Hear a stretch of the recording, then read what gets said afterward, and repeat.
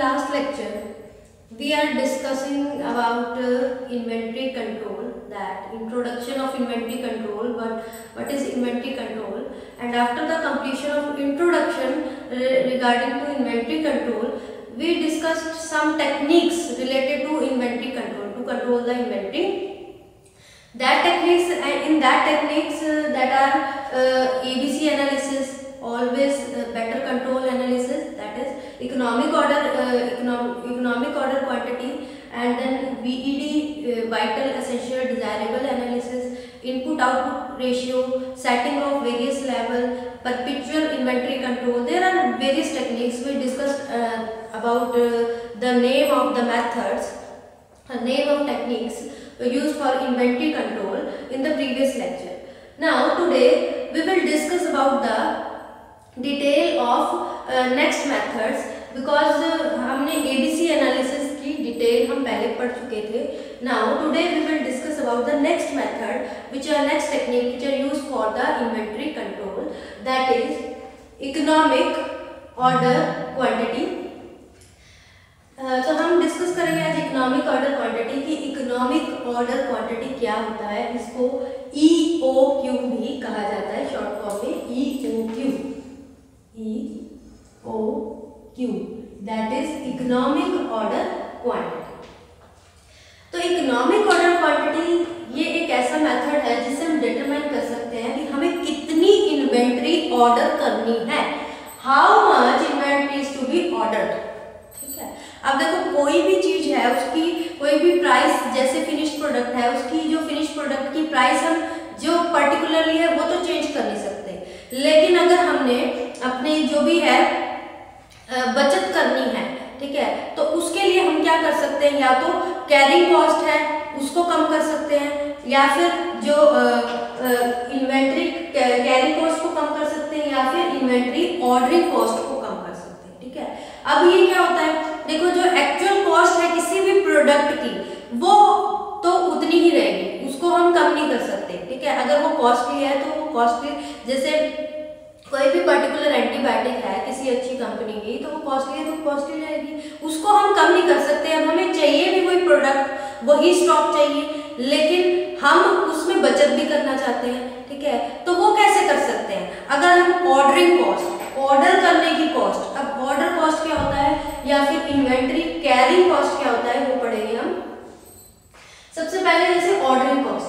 Ordering cost में क्या आता है, जैसे अब हमने किसी भी चीज का कोई ऑर्डर देना है कि हमने ये पर्टिकुलर ये हमारा मटेरियल है, इसको हमने ऑर्डर करना है, इसको हमने मंगवाना है, तो उसके लिए हमें क्या करना पड़ेगा, स्टेशनरी यूज कर सकते हैं हम. ठीक है, हम पेन पेंसिल जो भी पेपर वगैरह यूज कर रहे हैं उसको बचा सकते हैं कि हम ज्यादा पेपर्स या फिर ज्यादा कॉस्टली पेन वगैरह, क्योंकि एक भी चीज अगर मान लो मैन्युफैक्चरिंग कंपनी में या कहीं भी आई है, अगर मान लो पेन भी आया है या पेंसिल भी आई है, अगर वो यूजफुल नहीं है तो वो वेस्टेज है, तो एक तरह से वो इन्वेंट्री कंट्रोल नहीं हो रहा. ठीक है, क्योंकि वो पैसे की वेस्टेज हो रही है. ठीक है, तो उस कॉस्ट को बचाकर हम एक तरह से कंट्रोल कर सकते हैं.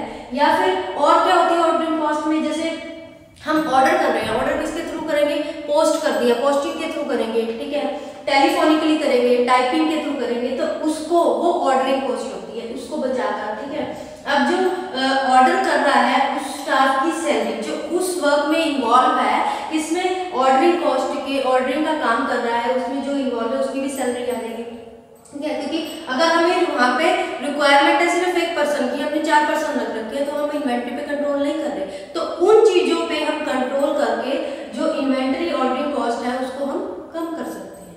ठीक है, और क्या कम कर सकते हैं जिससे हमारी बचत हो सकती है, और हम इन्वेंट्री कैरिंग कॉस्ट को कम करके भी ये सब अचीव कर सकते हैं. अब इन्वेंट्री कैरिंग कॉस्ट क्या होती है, ऑर्डरिंग कॉस्ट में तो वो चीजें इन्वॉल्व होंगी जो कि ऑर्डर कर रहे हैं हम किसी स्टॉक को मंगवाने के लिए, उसमें क्या क्या प्रोसेसिंग हो रही है, हम कैसे उसको ऑर्डर कर रहे हैं, पोस्ट के थ्रू कर रहे हैं, टेलीफोन के थ्रू कर रहे हैं, टाइपिंग करके भेज रहे हैं. ठीक है, उसमें स्टेशनरी कौन सी इन्वॉल्व हो रही है. ठीक है, सैलरी स्टाफ, जो स्टाफ उस पर्टिकुलर वर्क में इन्वॉल्व, उस एक्टिविटी में इन्वॉल्व हो रहा है, उसकी सैलरी. ये हो गया ऑर्डरिंग कॉस्ट. इसको कंट्रोल करके, प्रॉपर्ली मैनेज करके हम अपनी बचत कर सकते हैं. उसके बाद इन्वेंट्री कैरिंग कॉस्ट क्या होती है. अब कैरिंग कॉस्ट मतलब कि कोई भी मैन्युफैक्चरिंग कंपनी है, उसमें रॉ मटेरियल से फिनिश्ड प्रोडक्ट बन गया. ठीक है, अब वो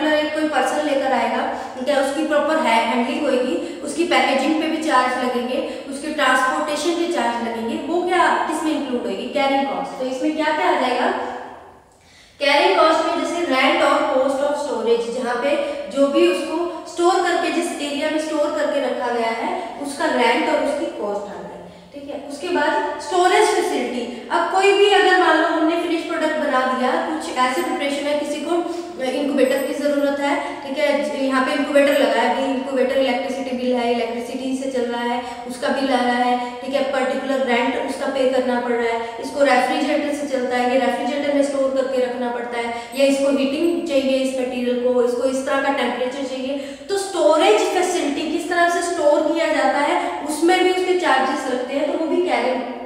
अगर मान लो कई बार क्या होता है, ट्रांसपोर्टेशन कर रहे हैं, कुछ इस तरह का प्रोडक्ट होता है जिसको कूल टेम्परेचर चाहिए, तो उसके लिए क्या होता है, कूल रेफ्रिजरेटर से के थ्रू उसको ट्रांसपोर्ट किया जाता है, ठीक है, किस तरह से, तो वो भी क्या होता है, कैरिंग कॉस्ट में इंक्लूड होता है।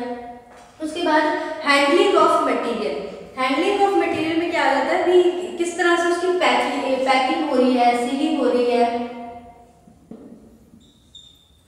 हैंडलिंग ऑफ मटेरियल में किस तरह से उसको हैंडल, जब हम ट्रांसपोर्टेशन कर रहे हैं, ठीक है, तो उसको प्रॉपरली कैसे पैक किया जा रहा है, ठीक है, उसको कुछ कोई टूटने वाला प्रोडक्ट है इस तरह से कि उसकी जो जैसे बॉटल है, सिरप्स है, तो उसको प्रॉपर कुशनिंग प्रोवाइड करने के लिए अलग अलग थर्मोकोल वाले वो जो कवर्स हैं, थर्मोकोल वाले बॉक्सेज है, उसकी रिक्वायरमेंट है, ठीक है, वो भी हैंडलिंग में आ जाता है। उसकी प्रोडक्ट की पर्टिकुलरली प्रॉपरली सीलिंग की है, पैकेजिंग की है, वो किस में आ जाएगा, हैंडलिंग, किस तरह से आप हैंडल कर रहे हो ड्यूरिंग ट्रांसपोर्टेशन, कैरी करना ना, ठीक है। और इसमें आ जाएगा अमाउंट ऑफ इंटरेस्ट, कितना इंटरेस्ट लग रहा है, पर्टिकुलर जो भी टैक्स वगैरह लगता है, कितना अमाउंट ऑफ इंटरेस्ट, वो भी कैरी में आ जाता है, ठीक है। इसमें क्या होता है, सैलरी आ जाएगी उन वर्कर्स की जो कि स्टोर कीपिंग कर रहे हैं, ठीक है, या फिर लेबर जो यूज हो रहा है, जो कि लेबर है ट्रांसपोर्टेशन के लिए, उसको जितनी भी लेबर यूज हो रही है उसकी सैलरी आ गई, ठीक है, स्टोर कीपर की सैलरी आ गई, तो ये किस में आ जाता है, इन्वेंटरी कैरिंग कॉस्ट में आ जाता है, ठीक है। क्योंकि हम जो भी एक्चुअल जो हमारे पास जो कोई भी रॉ मटेरियल से फिनिश प्रोडक्ट बन गया, ठीक है, उसकी कॉस्ट हम कम नहीं कर सकते, क्योंकि वो अगर मान लो ज्यादा कॉस्टली है तो जितना भी कॉस्ट है उसके अकॉर्डिंग वो पड़ेगा, ठीक है, उतनी कॉस्ट उसकी हमें लगेगी। लेकिन हम अगर हमें बचत करनी है, कोई भी केमिस्ट शॉप है या उसने अपना प्रॉफिट देखना है, तो वो किस चीज को कंट्रोल कर सकता है, उसके हाथ में क्या है कि जो कैरिंग कॉस्ट है, कि मैन्युफैक्चरिंग प्रीमिसेस से लेकर अपने प्रीमिसेस में जो वो स्टॉक ऑर्डर किया है, मंगवा रहा है, कैरी कर रहा है, उसकी कॉस्ट को रिड्यूस कर सकते हैं। उसकी कॉस्ट में ये सारी चीजें आ गई कि आप प्रॉपर हैंडलिंग किस तरह से, आपने जो कोई प्रोडक्ट हैंडल कर रहे हो, आपने कोई प्रोडक्ट मंगवाना है, वो कॉस्टली है, ठीक है, अगर आपके पास फैसिलिटी है उसकी स्टोरेज की, आप उसको स्टोर करके रख सकते हैं, तो आप कम अमाउंट मंगवा रहे हैं तो थोड़ी सी ज्यादा अमाउंट मंगवा सकते हैं, अगर वो डिटोरेट नहीं होता और उसकी आप स्टोरेज कर सकते हैं प्रॉपरली, ठीक है, इससे आपकी कैरिंग कॉस्ट कम हो जाएगी। सैलरी, जहाँ पे आप लेबर के लिए 4 वर्कर्स लगा रहे हो, आप 2 वर्कर्स को थोड़ा सी एक्स्ट्रा अमाउंट देकर, इंस्टेंट की आप 4 वर्कर को दोगे, थोड़ी सी एक्स्ट्रा अमाउंट देकर आप वो उससे उतना कम करवा सकते हैं। स्टोर कीपर आप देख लो कितनी की रिक्वायरमेंट है, कि आपने ऐसा नहीं कि रिक्वायरमेंट सिर्फ एक स्टोर कीपर की या 2 स्टोर कीपर की, आपने 4-4 स्टोर कीपर रख रखे हैं, तो एक स्टोर कीपर भी अगर हैंडल कर रहा है तो आप उससे बचत कर सकते हैं अपनी, ठीक है। तो इस तरह से स्टोरेज फैसिलिटी, तो इन तरह से ऑर्डरिंग जो ऑर्डर कर रहे हैं और जो हम कैरिंग उसकी जो ट्रांसपोर्टेशन में जितने भी जो भी चीज उसकी चार्जेस लग रहे हैं उसको कंट्रोल करके हम बचत कर सकते हैं, ठीक है। ये है हमारा economic order quantity.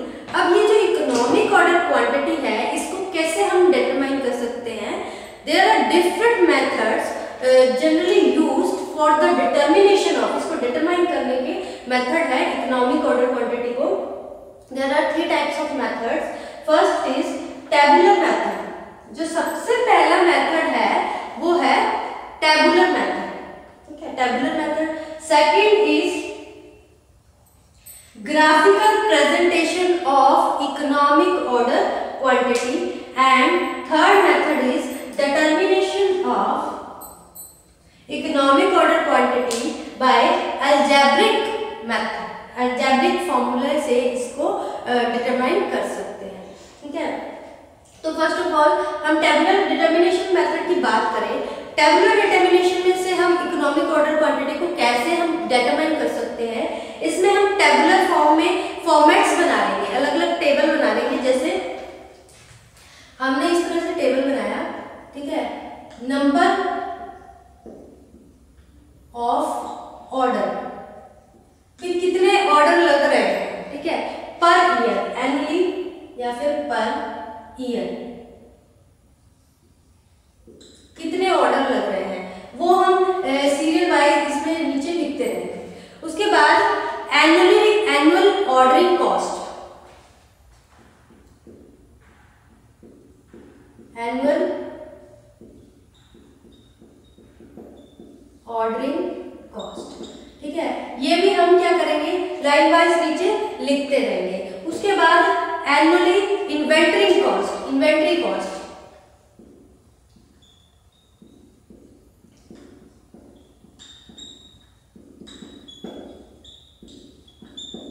Annually inventory cost के बाद भी टोटल अमाउंट कॉस्ट की, ठीक है, यानी इन्वेंटरी इसको मान लो ए, ये बी है, टोटल अमाउंट, टोटल अमाउंट में क्या करेंगे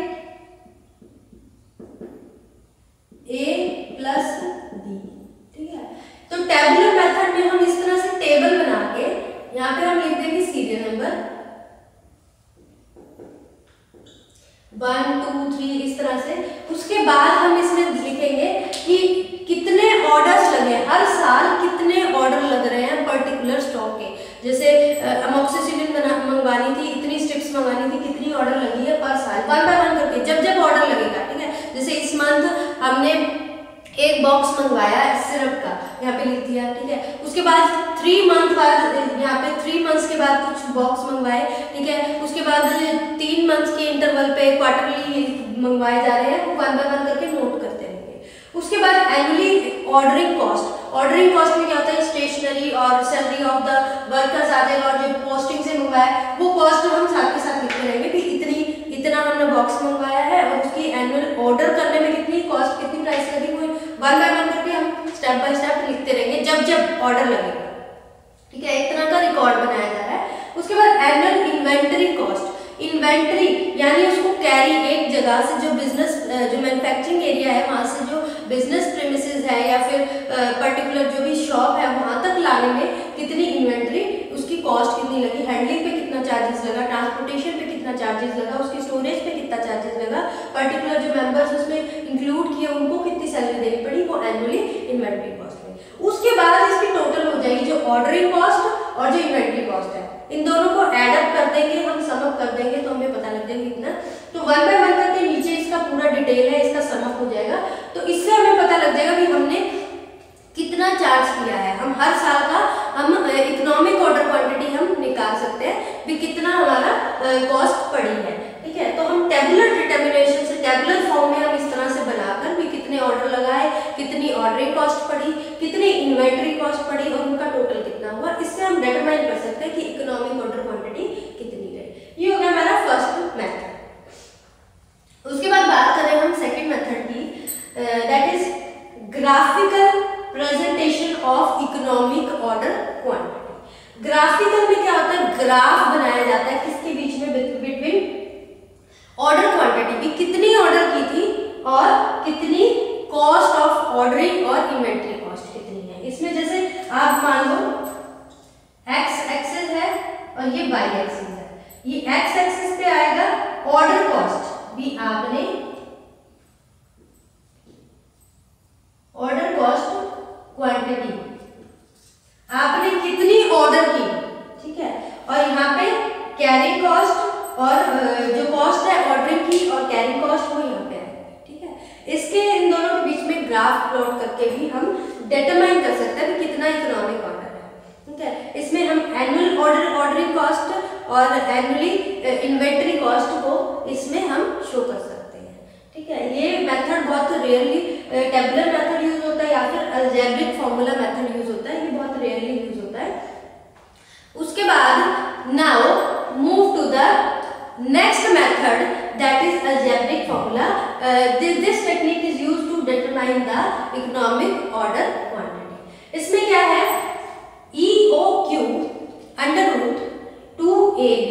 AB/CS। अब हम पढ़ेंगे कि इसमें ये टर्म्स दे रखी है, EOQ means economic order quantity, उसके बाद A and B, CS क्या है इसमें, A represent the annual consumption,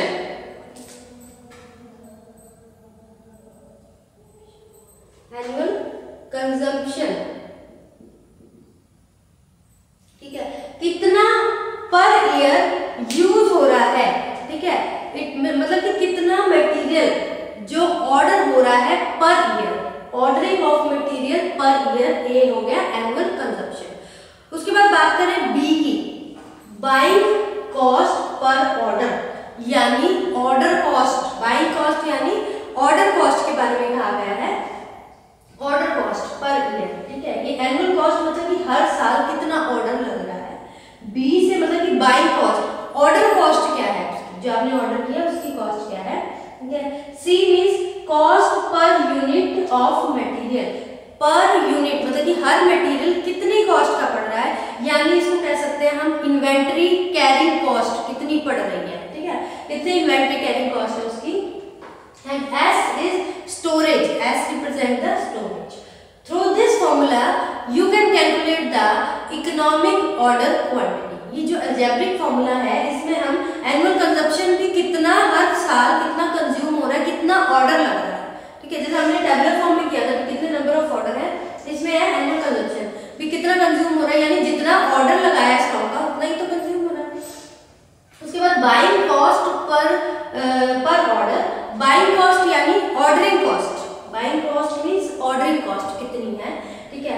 उसके बाद C cost per unit material यानी इन्वेंटरी कॉस्ट, इन्वेंटरी कॉस्ट करवाया था ना, इन्वेंटरी कैरिंग कॉस्ट कितनी है, उसमें वो बाइंग कॉस्ट था, ऑर्डरिंग कॉस्ट था, C means cost per unit material, inventory carrying cost कितनी है, S means storage. Through this formula you can determine the economic order quantity.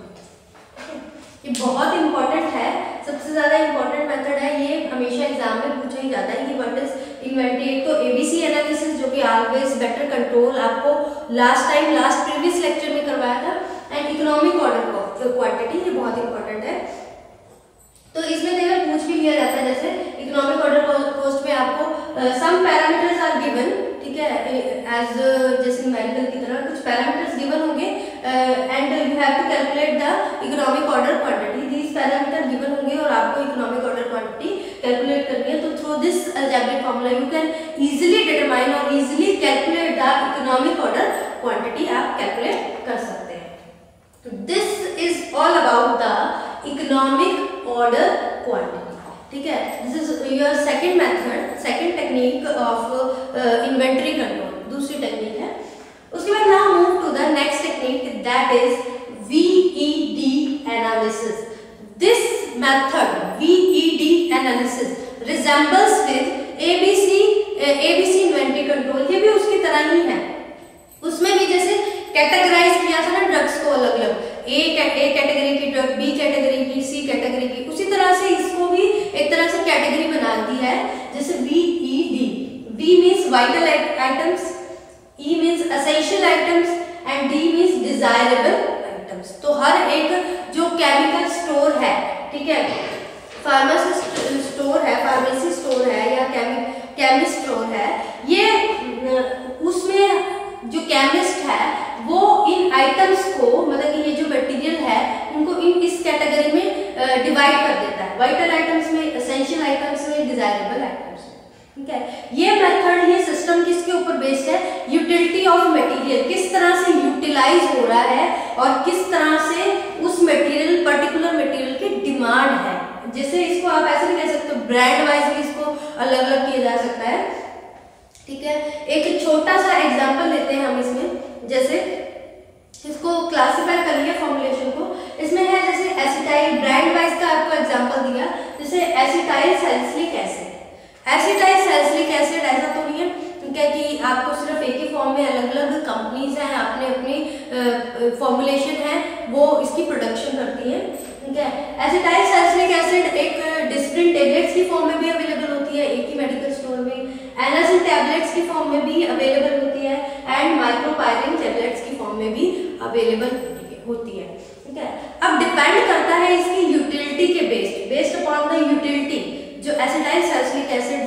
वो इन तीनों को कैसे कैटेगराइज करेगा, किस तरह से स्टोर करेगा वो अपने जो भी मेडिकल स्टोर में, ठीक है। वो किसको, जैसे अब जैसे डिस्प्रिन टेबलेट्स है, इसकी डिमांड बहुत ज़्यादा होती है, ठीक है, तो इसका ब्रांड भी बहुत ज़्यादा अच्छा चलता है, तो इसको एक तरह से वाइटल आइटम की तरह स्टोर करेगा, वाइटल आइटम की तरह, ठीक है। Followed which is followed by Micropyrin tablets. Micropyrin tablets यानी ये असेंशियल आइटम में स्टोर होगी, ठीक है। इसको आप कह सकते हो वाइटल में इंक्लूड कर सकते हो एज ए वाइटल आइटम, और इसको एज असेंशियल आइटम माइक्रोपायरिन को, एंड एनासिन को ये आप डिजायरेबल, ठीक है। तो एक मेडिकल स्टोर में इसको कैटेगराइज किया गया है, क्लासिफाई किया गया है वाइटल, मतलब कि जिसकी ज्यादा डिमांड है, अब इसकी डिमांड ज्यादा है, इसकी कंजप्शन भी ज्यादा है, कंज्यूम भी ज्यादा होती है, तो इसको वाइटल में रखा गया। Vital means important. उसके बाद अगर मान लो उसके बाद जो अमाउंट है, यूटिलिटी है, उससे कम कौन सी यूज होती है, that is followed by Micropyrin tablets, ठीक है। तो सब में ही एसिटाइलसैलिसिलिक एसिड ही, बट ब्रांड का फर्क पड़ गया ना। उसके बाद डिजायरेबल जो बहुत ही कम अमाउंट में अवेलेबल होती है एक मेडिकल स्टोर में, वो दैट इज एनासिन, तो उसको डिजायरेबल आइटम में उसको रेफर किया गया है, ठीक है। This is all about the VED analysis, and दोबारा से एक बार रिपीट कर देती हूँ। VED analysis it is based upon the utility of material, किस तरह से यूटिलाइज किया जाता है। इसमें VED analysis is very useful in, ये किस में यूजफुल है, एक तरह से controlling and maintaining the stock of various formulation of a particular group of drug. इसमें ये क्या किसमें हेल्पफुल होता है, कंट्रोलिंग एंड मेंटेनिंग स्टॉक को मेंटेन करता है, जो किसका होता है, particular formulation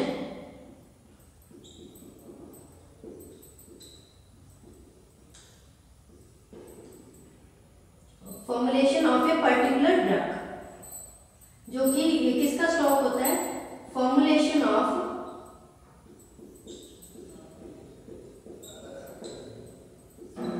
particular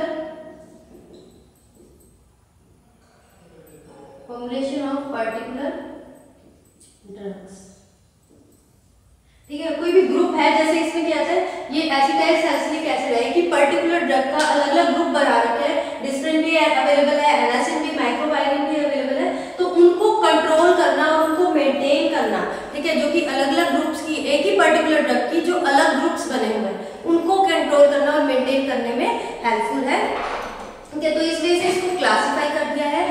this is all about the VED analysis. तो आपके दो मेथड हो गए, एक तो इकोनॉमिक ऑर्डर क्वांटिटी, एक ABC एनालिसिस, आपके तीन ऑर्डर हो गए, तीन मेथड हो गए। पहला मेथड था ABC एनालिसिस, सेकंड है इकोनॉमिक ऑर्डर क्वांटिटी, थर्ड है VED एनालिसिस। ये तीनों ही बहुत इंपॉर्टेंट मेथड है। एक मेथड और है छोटा सा, उसको हम कर लेते हैं, that is input output ratio analysis. Input output ratio analysis, अगर हम बात करें इसकी तो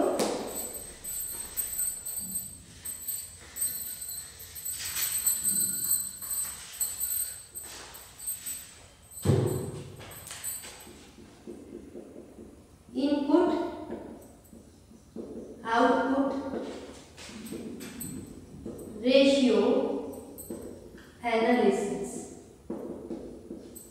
ठीक है।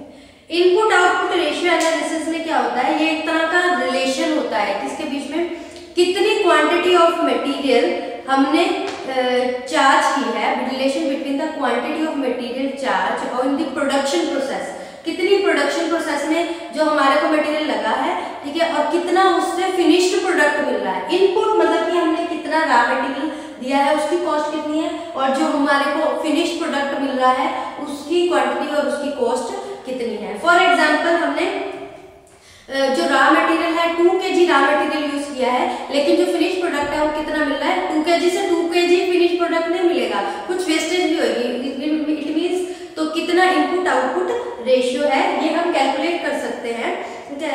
ये मटेरियल से हम कैसे कैलकुलेट कर सकते हैं, जैसे भी इनपुट कितना रहा, आउटपुट, जैसे मैं मान लो 2 kg है, 2 kg तो हमने इनपुट रॉ मटेरियल यूज किया, उससे कितना यूज हुआ, उससे जो फिनिश प्रोडक्ट मिला वो 1.5 kg का मिला, ठीक है, इंटू 100, ठीक है, इंटू 100, ठीक है। तो इससे हम कैलकुलेट कर सकते हैं कि नियर अबाउट 120 to 125% आएगा, 120 to 125% इसका आएगा कि इतना इनपुट आउटपुट इसका रेशियो आ गया। अब ये मेथड इसलिए यूजफुल है, एक तो इससे एफिशिएंसी पता चल जाती है कि मैन्युफैक्चरिंग डिपार्टमेंट की कितनी एफिशिएंसी है, और इससे ये पता लगता है कि एक्चुअल कंजप्शन कितनी हो रही है और स्टैंडर्ड कितनी बन रही है। हम रॉ मटेरियल जितना, ऐसा तो नहीं रॉ मटेरियल बहुत ज्यादा दे रहे हैं और वेस्टेज ज्यादा हो रही है, फिनिश प्रोडक्ट बहुत कम मिल रहा है, ठीक है। और इसमें क्या होता है, हमें जो रॉ मटेरियल है उसकी कॉस्ट भी पता लग जाती है। रॉ मटेरियल की कॉस्ट कैसे पता लग जाती है, जो इनपुट है, input upon output into rate per unit in the finished product,